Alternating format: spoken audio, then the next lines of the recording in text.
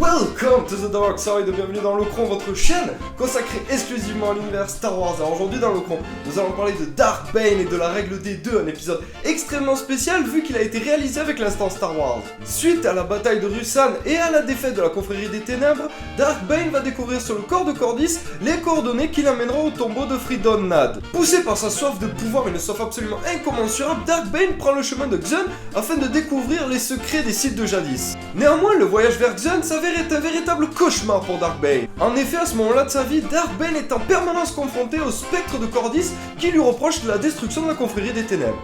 Dark Bane, alors excédé par les propos que lui tient Cordis, celui-ci va tenter de faire exploser le spectre. En réalité, va commettre un énorme fail vu qu'il n'arrivera pas à détruire le spectre de Cordis, mais arrivera juste à endommager son vaisseau qui se posera vraiment difficilement sur Xun. Cet incident nous permet alors de découvrir une nouvelle facette de Dark Bane. On avait connu Dark Bane froid, calculateur, manipulateur, et là on le découvre extrêmement colérique et arrogant.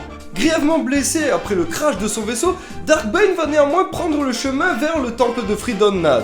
Malheureusement pour Dark Bane, rien ne va se passer comme prévu. Évidemment, vous avez bien compris qu'avec Dark Bane, c'est un site extrêmement puissant, mais il a absolument aucune chance le mec.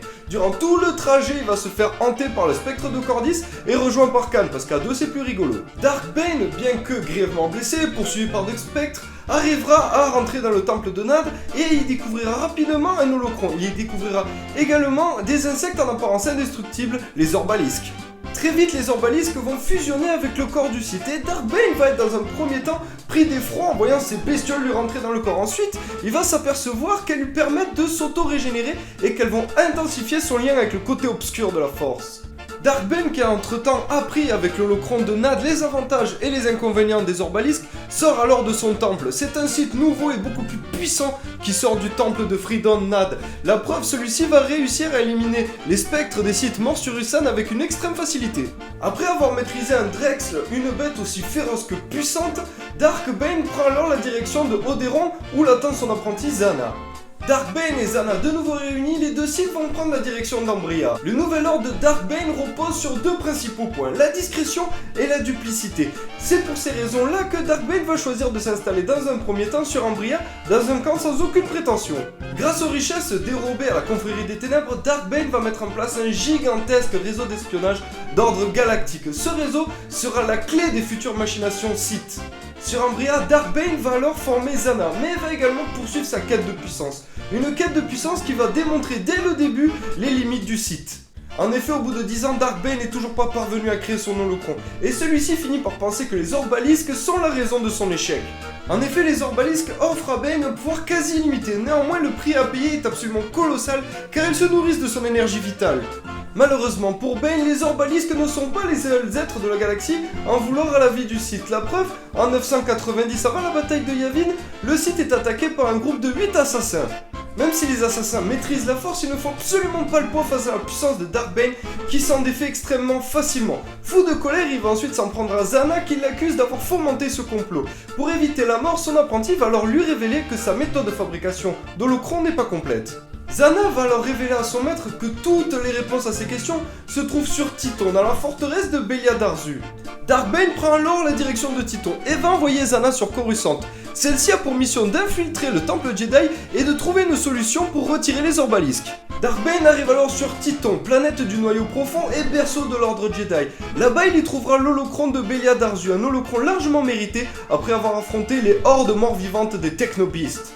Après avoir appris la méthode de fabrication d'un holocron sur Titon, Dark Bane se sent alors tout puissant, une arrogance qu'il ne va pas tarder à payer. Je laisse maintenant la place à l'instant Star Wars. Au moment où Bane tente de regagner son vaisseau, il est rejoint par son apprenti Zana, qui est accompagné de son cousin Darovit. Zana explique alors à Bane qu'ils sont pourchassés par un groupe de Jedi depuis Coruscant. Très vite, 5 Jedi fondent sur les sites présents sur Titon. Zana dut affronter Zero Xay et Jun Auton, tandis que Bane dut affronter 2 maîtres Jedi, Raxta Elsu et Valentine Farfalla. Le combat penche clairement du côté des Jedi. Néanmoins, Bane remarque que le Jedi Waror est en pleine méditation de combat. Dark Bane parvint à rompre la méditation, ce qui permit à Zana d'éliminer son adversaire.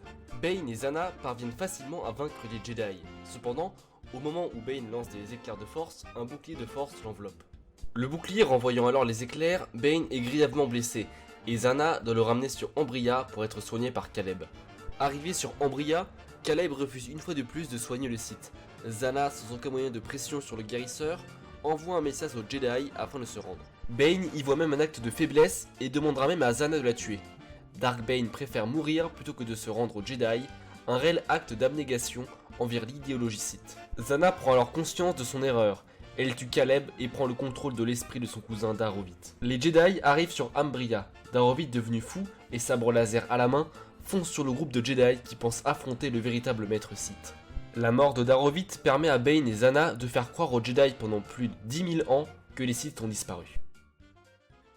Merci à tous d'avoir regardé cette vidéo, ce fut ma première collaboration sur YouTube et j'ai vraiment kiffé. N'hésitez pas à suivre la chaîne de Star Wars Holocron en vous abonnant et en laissant un petit pouce bleu. Quant à moi, vous pouvez me retrouver sur la chaîne de l'Instant Star Wars. A bientôt et que la force soit avec vous.